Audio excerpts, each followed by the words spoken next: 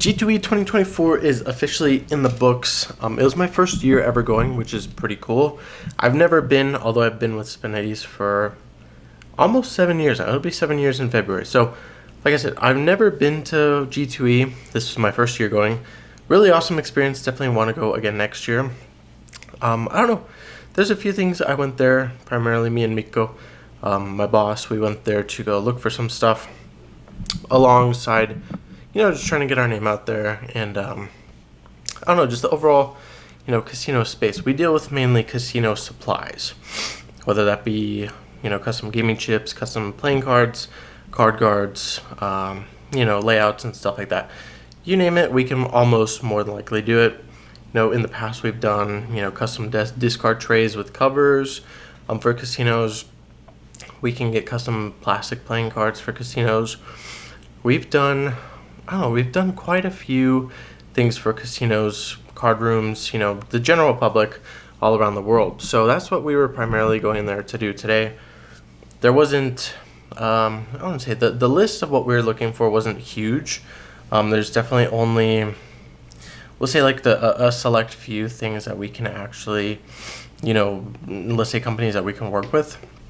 So Matsui being one, Game on Chipco being another one. It's kind of iffy to say Game on Chipco because it used to be Chipco, but it's Game On, but Game On owns Chipco. So it's kind of weird. So there's those two.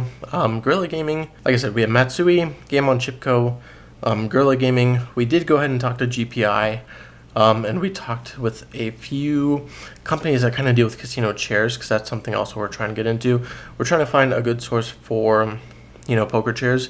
A lot of people used to go with Gasser. Gassers are unfortunately I wouldn't say extremely expensive. Brand new Gassers are pretty expensive, and when you're trying to sell, let's say, to the general public, they generally won't go for Gassers, just because of the price, especially when you have to buy like 10 chairs for a poker table. So that's probably not really ideal for most people, but that's the kind of stuff we're looking for. Matsui for plastic chips. Didn't really talk to Game on Chipco, but we know about them. We've worked with them in the past. GPI is one that we did talk to. I know a lot of people on PCF would be interested by this. Did talk to them. Like I said, I got a whole sample set of chips right here. Pretty cool chips, There's 4, 39 mil chips, and then there's this pretty cool looking 43 mil chip, oversized. These all have Boston Chips house mold on it with the hat and cane. We talked to them. Obviously, did ask the question if you guys, or if GPI is willing to sell to the public. Still not available. Only selling to people with a casino license. So you have to be somebody that owns a casino license, has an actual casino, or something of that sort. Really nice people. One of the local guys, I believe his name was Wyatt. I believe it was. I don't really exactly remember, but super cool younger guy. Lives here in Vegas. He's one of the Vegas reps, and super cool, very knowledgeable. Went ahead and gave us a little overview of the chips that he gave us as a sample, and gave us a catalog and all types of stuff like that. Matsui, talked with Roxana. I've been working with Roxana for, I think, 2 or 3 years now. Ever since I started getting the question about plastic chips at work. Been kind of working with her, trying to get orders through. And I don't know, she's really nice, very knowledgeable, super quick, and always willing to help me out, so that's really cool.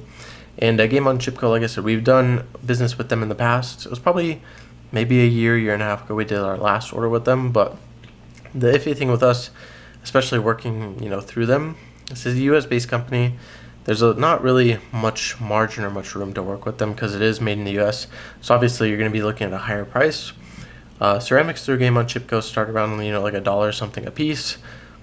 And you add security features and all that, it can, get a little bit more expensive. But other than that, we're also looking for custom plastic decks. So that's something I have on the Spinetti's website.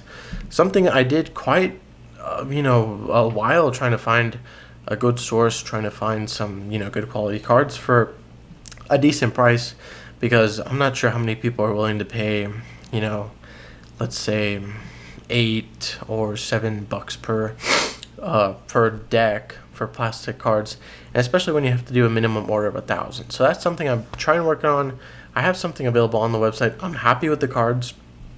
Of course, I'd like it to be less than, minimum quantity of 1,000, but it's pretty hard to do. The companies I did talk to today, they did, only do a minimum order of 1,000, which seems to be, right around the range of what companies will do for a minimum order of plastic playing cards, especially custom ones. So that's something I'm still trying to work on. I did also go check out Huxley's booth, which was really cool. They had a whole bunch of newer tables with these, nicer layouts. They still had their precision edge dice, along with roulette wheels, chips, and all that type of stuff. So, like I said, it was my first year going to G2E. Very cool. Definitely would like to go again next year. I don't know. Overall thoughts, very, it's something fresh from my brain. I know more about this stuff, a little bit more about this stuff than I did, beforehand. Got a few new sources for chairs and stuff like that, along with layouts, if I do happen to need any layouts for Gorilla, any table accessories and stuff like that, I can go through them. One of my good friends actually works with them now, which I didn't know about until today, which is really cool. And yeah, I don't know, it's a super cool experience. Definitely would like to go again. Obviously G2E isn't open to the public. You have to have a badge. You have to have some sort of, like a gaming affiliation to get in, because it's, directed towards them. There's no photography, no videography inside, so I don't have anything in there. Majority of the stuff in there has to be kept behind closed doors, so at least hopefully it's okay to talk about it. I did see a whole bunch of YouTubers, or at least a handful of them, and interestingly enough, there was an influencer lounge in the back, which I wasn't expecting to see, but is super cool to see. And who knows, maybe you might see me there in the next couple of years, but you never know. So, like I said, that's kind of my G2 experience. Got a cool badge that I'll have for forever now. All the badges I go to expos and conventions and stuff like that, I always keep them all. I have like a drawer filled with them. Kind of cool. Maybe look back on them in the next, 4 or 5 years and see what I've done, see where I started, see where I've gone up, and overall just super cool. So hope you guys enjoyed my video quickly talking about my G2 experience. If you did, please drop a like. If you have any comments, put those down below. If you're new here, please consider subscribing, and I'll see you guys in the next one. Peace.